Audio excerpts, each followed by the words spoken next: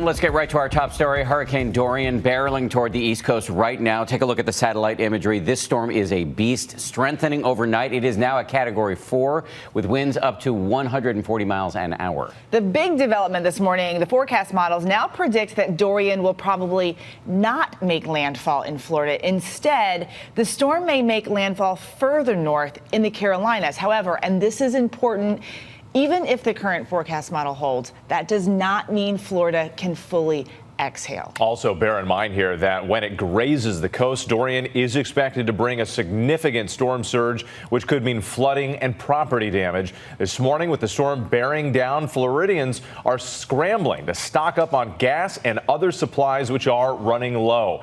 We have team coverage, and we start with Rob, who's on the ground in Cocoa Beach. Rob, good morning.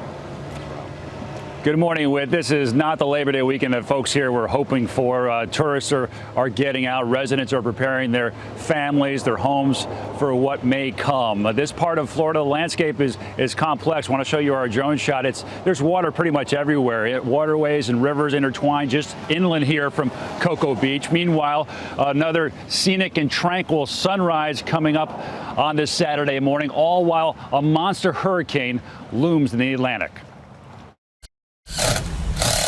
This morning, Hurricane Dorian, a major Category 4 storm marching towards the southeast U.S., with Florida set to get it first. The governor urging locals to heed any calls for evacuation. There is a danger to your life if you remain in these evacuation zones. Brevard and Martin counties already announcing mandatory evacuations for the barrier islands, low-lying properties, and mobile homes starting Sunday morning, with more evacuation orders expected over the weekend. I'm tired. Eileen White and her husband making a 6-hour drive from Florida to Georgia to dodge the storm. It's hard for older people to leave, and Florida's filled with old people.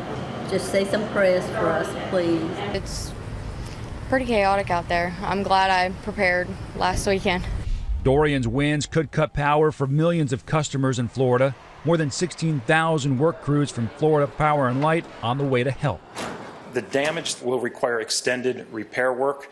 And in extreme cases, it may require FP&L to rebuild parts of the system here in Florida. Shops and homes throughout the state boarding up. Containers and umbrellas and lounges moved off the beaches. For what is typically a major travel weekend to Florida, the Daytona Beach International Airport Terminal closing Sunday. Orlando International Airport to cease commercial flights starting Monday. Dorian forecast to bring life-threatening storm surge and damaging winds. The famed hurricane hunters tasked with gathering vital information inside the storm, speaking to ABC News. The initial prognosis of the storm was that this was going to be a tropical storm and not much more, and we're already up to a Cat 4 at this point in time, so it's growing, it's intensifying, it's a big storm. Don't overlook it. They have been flying nonstop through this storm, and that data is helping us get some better forecast accuracy, at least we hope. This drone showing just how much water is surrounding this place. We're on a sliver of land that connects the barrier islands, including Cape Canaveral, to the mainland. And those barrier islands have been ordered to evacuate beginning tomorrow morning because where I stand right now may very well be underwater with the combination of the wind, the storm surge, and what is unfortunately timing out to be astronomically high tide. So that is not a good combination, regardless of if this thing makes landfall or not. But it is a beast. I want to show it to you on the satellite picture. Anytime I look at something like this, when you have an eye like that on the infrared picture, it does, to me, look like a monster, and it just gives me chills up my spine, especially when you see a track that comes this close to the U.S. Category 4 storm with winds potentially getting closer to Category 5 status. It's going over very warm water. The Bahamas are obviously going to get it first. They have hurricane warnings up there. And the track or the pattern remains the same. That high pressure is what's nudging it to the west. Here are some of our computer models.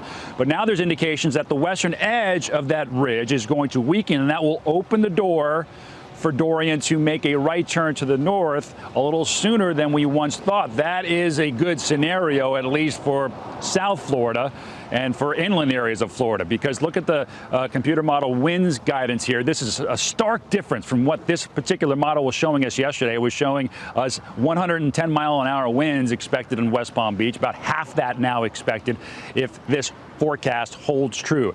If it comes any 50 miles either direction to the west, then we're talking about a whole nother ballgame. So the margin of error is very small with this sort of trajectory. And obviously Savannah, Hilton Head, and Charleston are going to have to worry about this midweek with life-threatening storm surge, hurricane-force winds, and heavy flooding rains. This story is not going away, unfortunately, for the folks here in the southeast U.S. Eva? All right, a lot of people anxiously watching that this morning. Thanks, Rob. Hi, everyone. George Stephanopoulos here. Thanks for checking out the ABC News YouTube channel. If you'd like to get more videos, show highlights, and watch live event coverage, click on the right over here to subscribe to our channel. And don't forget to download the ABC News app for breaking news alerts. Thanks for watching.